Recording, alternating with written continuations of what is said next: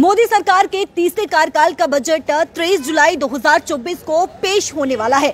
उम्मीदें बजट को लेकर आम जनता की काफी ज्यादा रहती है। आम जनता से रूबरू करते हैं कि क्या कुछ उम्मीदें उन्होंने इस बजट से लगाई हुई है। इस बजट से आम जनता को बेहद उम्मीदें होती हैं। ट्रेडर्स हो गए, बिजनेसमैन हो गए, काफी उम्मीदें होती हैं। आपको क्या उम्मीद है बजट से कि 23 जुलाई को जब बजट पेश होगा तो तब आपके लिए जो है वो क्या ऐलान किया जाएगा ऐसे जिससे आपको जो है वो खुशी मिलेगी? देखिए, बजट से तो हर आम जनता को, व्यापारी हो, इंडस्ट्रीज हो, कोई भी हो, हर आदमी को बजट से बहुत उम्मीदें होती हैं।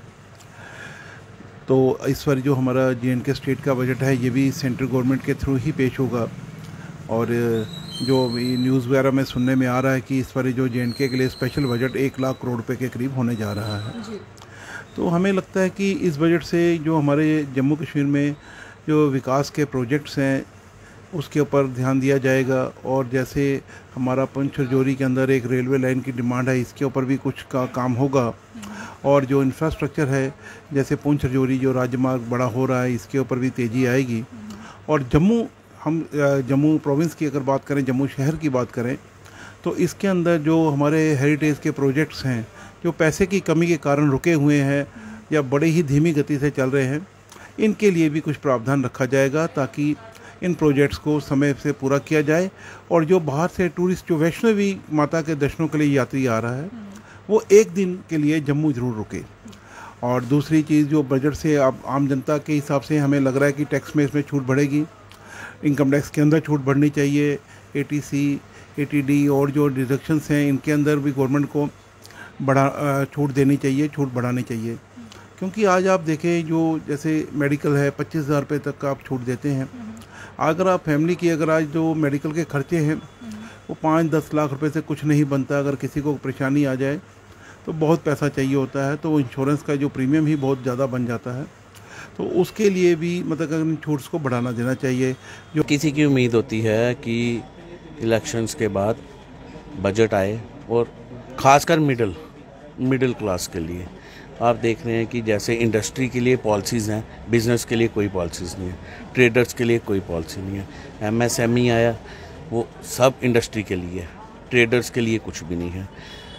स्लैब्स कम होनी चाहिए खासकर मिडिल क्लास के लिए, क्योंकि जो इस टाइम सिस्टम चल रहा है उसे मिडिल क्लास लोग जो हैं वो बहुत ही परेशानी में है, हर तरफ से परेशानी है। GST हम लोग जनरेट कर रहे हैं, इनकम टैक्स बिजनेस क्लास दे रहा है, उसके लिए कोई पॉलिसी आज तक नहीं बनी है। कोई नई मार्केट्स डेवलप नहीं हुई हैं। कोई नया काम करना चाहता है पहले उसको 10 तरह की फॉर्मेलिटीज़ पूरी करनी पड़ती हैं, चाहे वो फूड की हो, चाहे वो लेबर डिपार्टमेंट की हो, चाहे लाइसेंस लेने पड़ते हैं हर एक चीज़ के लिए। उनको बैंक्स के लिए उनको आगे पीछे घूमना पड़ता है। जब तक वो फॉर्मेलिटीज़ ही पूरी नहीं हो उनके पास कुछ भी नहीं हो सकता है। उसको सरकार को थोड़ा सीमित करना चाहिए और एक इजी वे करना चाहिए कि हर एक जो बिज़नेस नया करना चाहता है कि वो इजी वे से अपनी दुकान स्टार्ट करे। ना सिर्फ बिजनेसमैन को, इवन कि सर्विस क्लास को भी बहुत ज़्यादा उम्मीदें हैं। क्योंकि पिछले आप काफ़ी टाइम से देख रहे हैं हर चीज़ की रेट्स बहुत बड़े हैं, महंगाई बहुत बढ़ गई है, लोगों का घर चलाना बड़ा डिफ़िकल्ट हो रहा है। तो सभी चाहते हैं, चाहे वो बिज़नेस क्लास से हो चाहे वो सर्विस क्लास से हो, कि कम से कम कुछ ऐसी रियायतें मिले जिससे उनका घर का बजट और बाकी दूसरे खर्चे आराम से निकल जाएं। बजट से हमें बड़ी आशा है इस बार कि गवर्नमेंट हमें कम से कम रिलैक्स करे। जो हमारे टैक्स के पिछले रिजीम चल रही है उसमें हमें रिलैक्सेशन मिले। और सबसे बड़ा मुद्दा हमें पिछले साल जो हमारे ट्रेडर्स को सबसे ज़्यादा दिक्कत आ रही है वो एक नया रूल आया MSME का। उसमें हम चाहते हैं कि हमें यहाँ इसमें रिलैक्सेशन मिले, उससे हमारा बिजनेस बहुत सफ़र हो रहा है। पिछले साल से इस MSME से आने से हमारा बिज़नेस काफ़ी डाउन हुआ है। इस बजट से हमें यही आशा कर रहे हैं, हमने बहुत उम्मीदें लगाई हैं कि हमें इसमें रिलैक्सेशन मिलेगी और हमें जो इसमें टैक्स में भी कुछ रियायतें मिलेंगी। व्यापारी जगत को, हमारे पूरे व्यापार में इस वक्त पूरी आंखें लगाकर बैठे हुए हैं कि गवर्नमेंट की तरफ से हमें रिलैक्स किया जाएगा और बड़ी उम्मीद लगाकर बैठे हैं हम इस। पीएम आवास योजना का बेनिफिट उठा पाए हैं आप? आयुष्मान भारत का बेनिफिट उठा पाए हैं आप? हाँ बिल्कुल जी, उठा पाए हैं। तो बजट आने वाला है, अब क्या उम्मीदें करते हैं कि और क्या क्या योजनाएं जो है वो आपके लिए लाई जाएं ताकि आप उनका बेनिफिट जो है वो उठा सकें? तो काफ़ी योजना पहले लाई है, प्रधानमंत्री दवाई का हम थैंक यू करते हैं कि काफ़ी सारी योजना उन्होंने लाई है पहले की। आवास योजना हो गया, जैसे लोगों को घर मिले हैं, जिसको सोच ही सकते घर हमारे बनेंगे, फिर भी बने हैं लोगों के कुछ भाई सारे। कोई और क्या उम्मीद कर रहे हैं सरकार से कि और आपके लिए जो है वो और कुछ किया जा सके? वो जो रोड कनेक्टिविटी है, हमारे रोड बनने चाहिए, जो गांव में रोड है ना, गांव बाहरी एरिया हमारा, उधर रोड बनने चाहिए, वहाँ पे लोगों को बेनिफिट मिले कि पैदल चलते हैं कई लोग, वहाँ पे आने जाने में बहुत दिक्कतें होती है लोगों को। अंकल, आपको पीएम आवास योजना का बेनिफिट मिला, घर मिला? हाँ मिला जी। मिला। आयुष्मान भारत का आपने बेनिफिट उठाया? हाँ। अब क्या चाहते हैं कि सरकार और क्या करे आपके लिए, क्योंकि बजट आने वाला है 23 जुलाई को? रोडे राडे ने ਜਿਹੜੀਆਂ ਮੇਨ ਜਿਹੜੀਆਂ ਸਾਡੇ ग्रां वास्ते ये होनी चाहिए, पानी पूनी सहूलतां होनी चाहिए, बाकी ठीक है, बाकी ठीक है, हमें घर मिला है।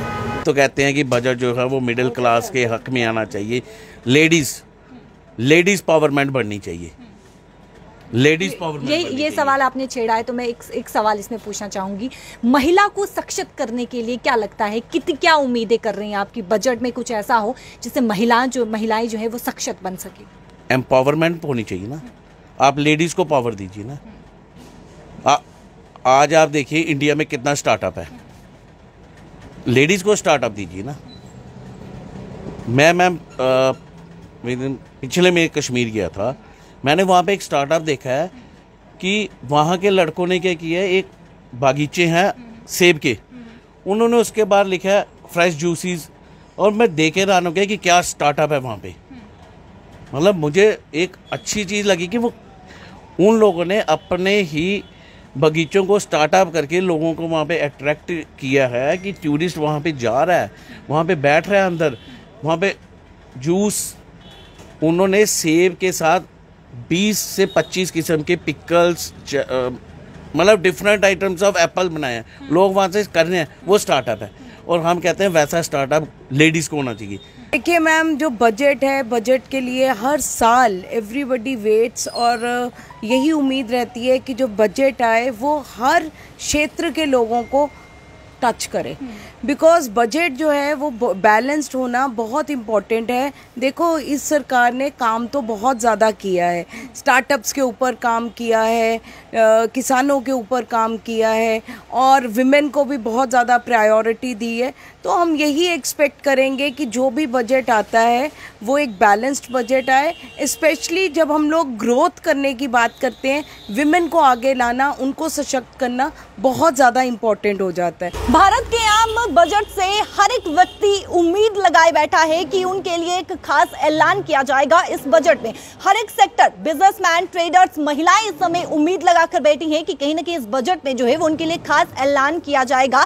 और बातचीत हमने की, अलग अलग तस्वीरें हमने आपको दिखाई, बिजनेसमैन, ट्रेडर्स, महिलाओं से बातचीत की, और कितनी उम्मीदें इस समय बजट से लगाई हुई हैं। 23 जुलाई को यह बजट जो है वो पेश होने वाला है, 2024-2025, जो कि भारत का ये आम बजट है। और हर एक सेक्टर, हर एक व्यक्ति इस समय उम्मीद लगाकर बैठा है कि उनके लिए खास ऐलान किया जाएगा। कैमरा पर्सन शमिता के साथ शिल्पी शर्मा, जम्मू।